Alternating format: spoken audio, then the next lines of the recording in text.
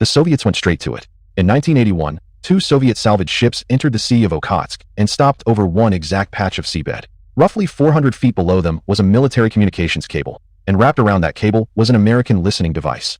There were thousands of miles of ocean around it. The device was hidden, silent, and built so the cable never had to be cut. Finding it by accident was almost impossible. So how did the Soviets know exactly where to look? To answer that, we have to rewind 10 years to one of the most audacious intelligence operations of the Cold War. In the early 1970s, the Sea of Okhotsk was a Soviet stronghold. The Kamchatka Peninsula held a major Pacific Fleet base near Petropavlovsk. Submarines, missiles, and naval commands operated from a coastline guarded by aircraft, ships, and underwater sensors. But the Soviet Navy had a problem every navy has. Commanders had to communicate. A cable ran under the sea between the Kamchatka region and the Soviet mainland.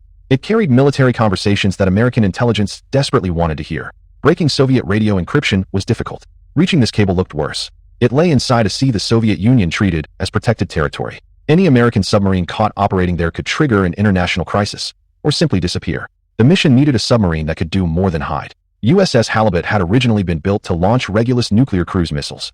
By the end of the 1960s, that role was obsolete. Instead of retiring the boat, the United States transformed it into a special operations submarine. Halibut gained precision navigation equipment, cameras, sonar, and a lockout chamber that allowed divers to leave while the submarine remained underwater. On its upper deck sat a strange structure that sailors nicknamed the Bat Cave. It housed equipment for missions the public was never supposed to know existed. In 1971, Halibut entered the Sea of Okhotsk under a joint Navy, CIA, and National Security Agency operation. Its objectives sounded simple: find the cable, attach a tap, and leave without anyone noticing. In reality, even finding the cable was a nightmare. It was not floating in open water with a label attached. It lay on a dark seabed beneath cold water and Soviet patrol routes. Halibut searched with cameras and sonar until the crew located a line that matched the target. The boat also had to hold its position without announcing itself. A submarine normally depends on forward movement for control. Here, it had to work almost like an underwater construction platform while currents moved around it.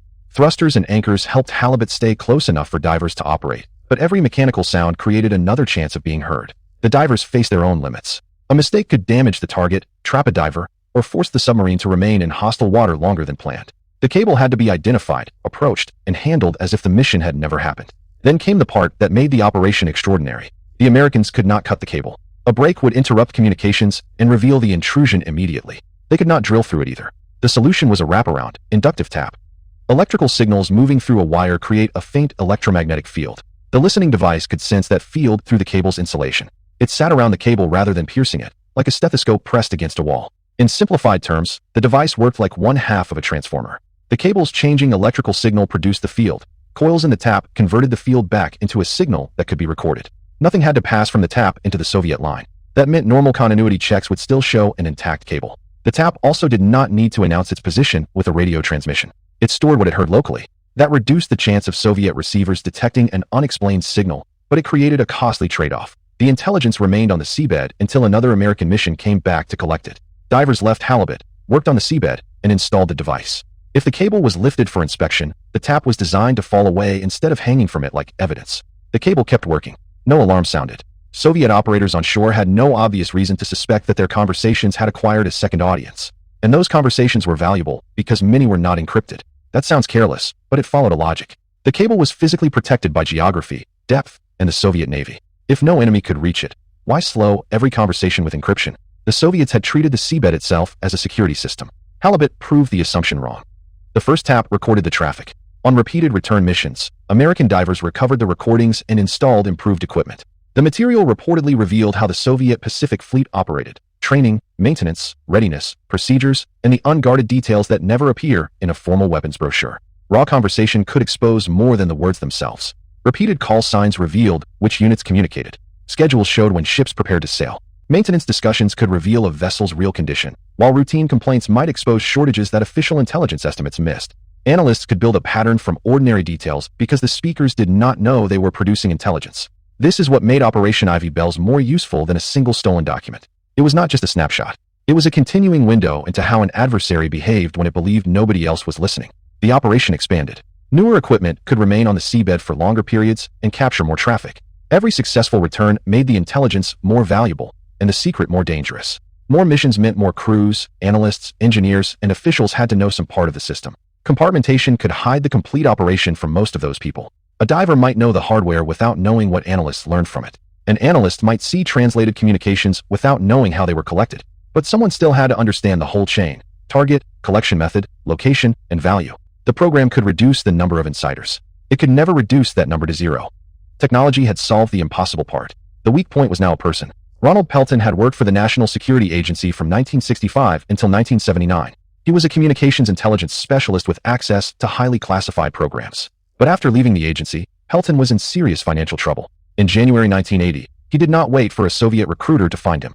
He approached the Soviet embassy in Washington and offered information. Pelton reportedly relied on his memory rather than carrying documents through the door. That made the damage harder to see. There was no missing folder, no broken lock, and no dramatic photograph of papers changing hands. That distinction mattered. A physical document can be counted, marked, and audited. Knowledge carried out in a former employee's head leaves no inventory error. Pelton could describe a capability, its purpose, and where the Soviets should search without removing a single page from an NSA building. Among the secrets he compromised was the undersea cable operation in the Sea of Okhotsk. According to declassified and official accounts, the Soviets ultimately paid him about $35,000. It was a small price for the location of an intelligence system that had taken years, specialized submarines, and enormous risk to build. Then, in 1981, Soviet salvage ships appeared over the tap. They did not sweep a vast area at random. They operated at the place the Americans had been visiting. The device was recovered, and the Okhotsk operation was abandoned. From the American side, the mystery was immediate. Had Soviet sensors detected Halibut? Had a diver left a trace? Had the tap malfunctioned? Or had someone talked? There was another uncomfortable clue. The recovery itself revealed how much the Soviets knew. A broad search might suggest technical detection. Going to the operational site suggested targeting information. The precision of the response pointed away from the seabed and back toward the limited group of people who understood what had been placed there. The worst answer was the correct one. For years, Pelton continued providing secrets. The case only began to break open in 1985, during the period the FBI later called the Year of the Spy. A KGB officer who defected to the United States provided information about a former NSA employee who had volunteered to work for the Soviets. That tip did something the recovered hardware could not. It converted a technical failure into a human description. Investigators could compare the defector's details with employment records, access, finances, and the small population of former NSA personnel who had known the relevant programs. Investigators narrowed the description to Pelton. He was arrested on November 25, 1985. The following year, a federal jury convicted him of espionage. He received a life sentence. The timeline is what makes the case so damaging. Pelton approached the embassy in 1980. The tap was recovered in 1981. The arrest did not come until late 1985. For 4 years, the United States knew the operation had been compromised without knowing which trusted person had caused it. By then, the Soviet Union had the physical tap itself. A captured device associated with the operation was later displayed in Moscow, proof that the United States had reached a cable the Soviets believed geography had protected. Operation Ivy Bells is often described as an engineering triumph, and it was. American divers reached a cable beneath hostile waters. Engineers listened without cutting it. Submariners returned again and again without exposing the mission. It also shows why intelligence success creates its own danger. The better a secret source performs, the more decisions begin to depend on it. More useful reporting creates demand for more collection. More collection requires more servicing and more people. A system can become strategically important while quietly accumulating new ways to fail. But the most important lesson is not about submarines. The Soviet cable was vulnerable because its users confused difficult access with secure communication. The American operation was vulnerable for the same reason. Its designers made the hardware hard to detect, but the secret still existed inside human memory. One side trusted 400 feet of water. The other trusted a cleared insider. Neither barrier was encryption. The cable survived the tap. The operation did not survive the man who sold it.